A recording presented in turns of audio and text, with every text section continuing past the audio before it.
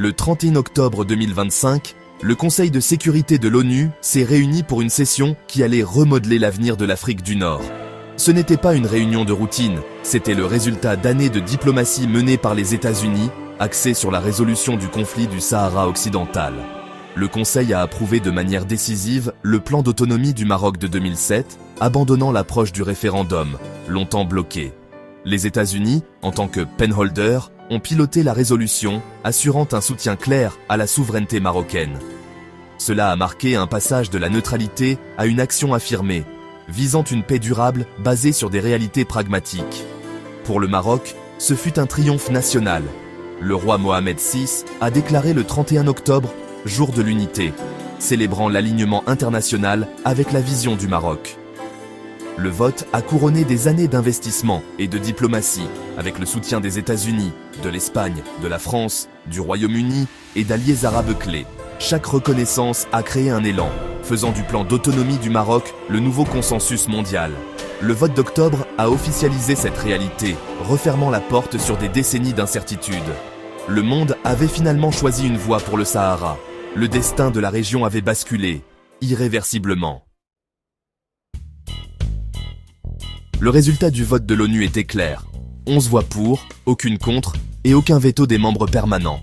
La Russie, la Chine et le Pakistan se sont abstenus, signalant une réticence mais pas une opposition.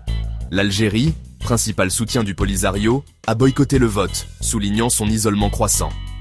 La proposition d'autonomie du Maroc est devenue la seule base de négociation, reléguant au second plan le référendum d'indépendance.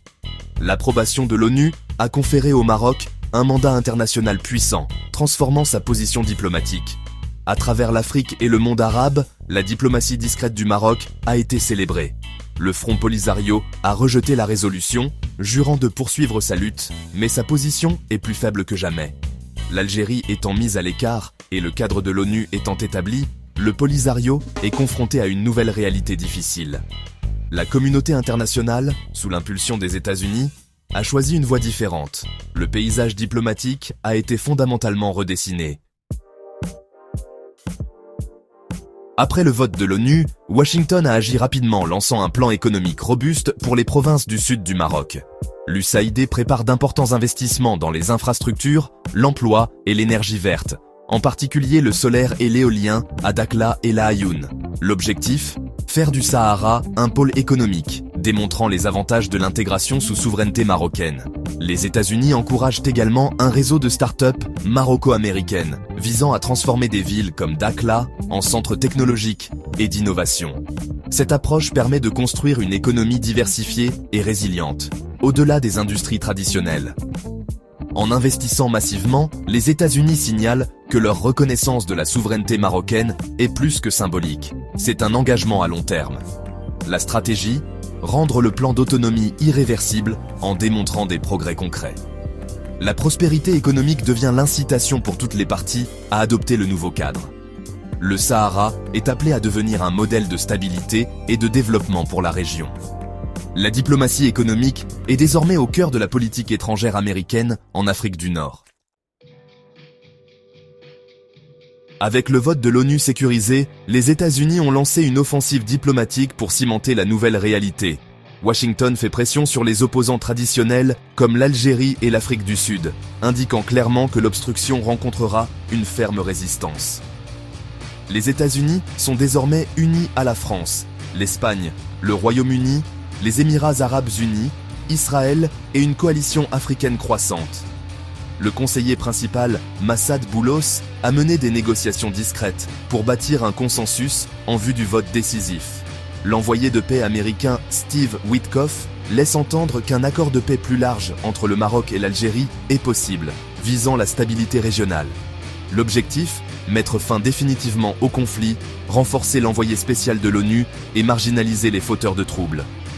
Les États-Unis impriment un élan si fort que les anciennes discussions sur un référendum s'estompent dans l'histoire. Une solution politique permanente est enfin à portée de main.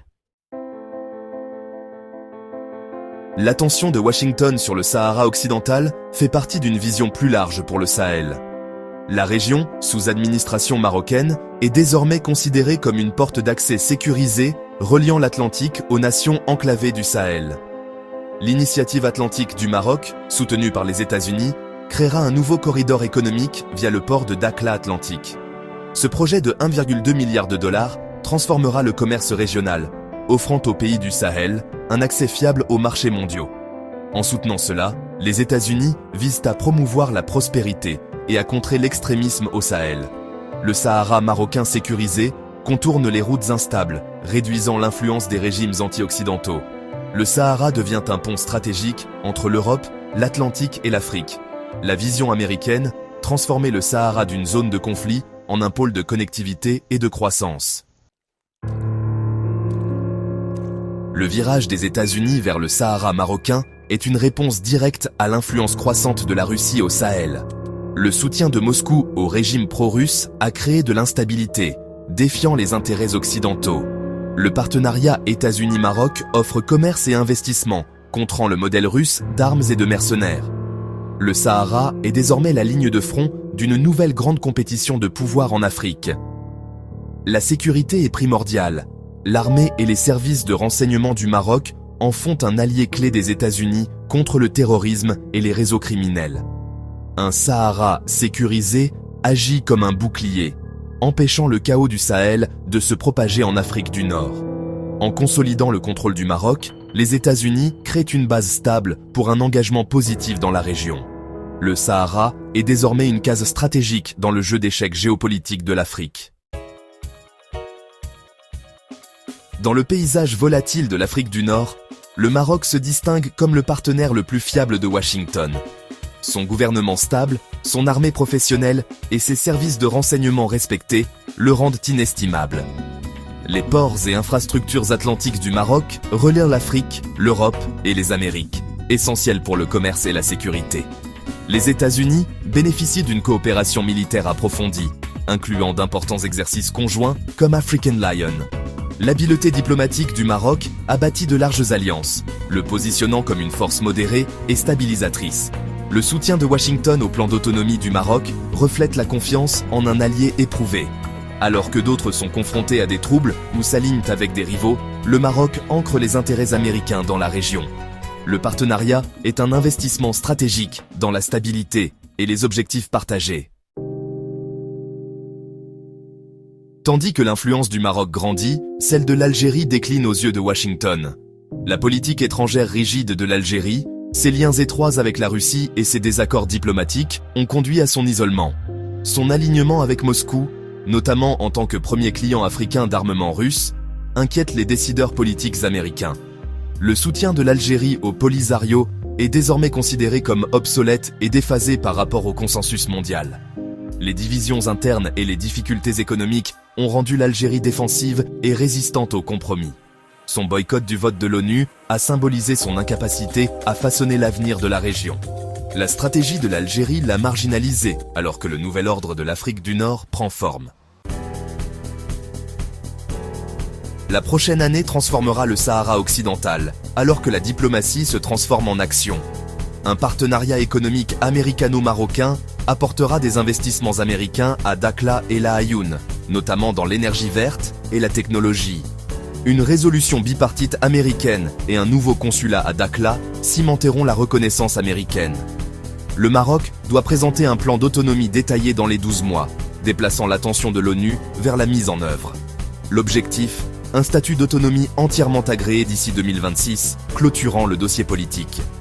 L'Algérie et le Polisario subissent une pression croissante pour accepter la nouvelle réalité ou risquer un isolement accru. D'ici 2026, le Sahara sera fermement intégré au Maroc, l'ancien conflit étant relégué à l'histoire.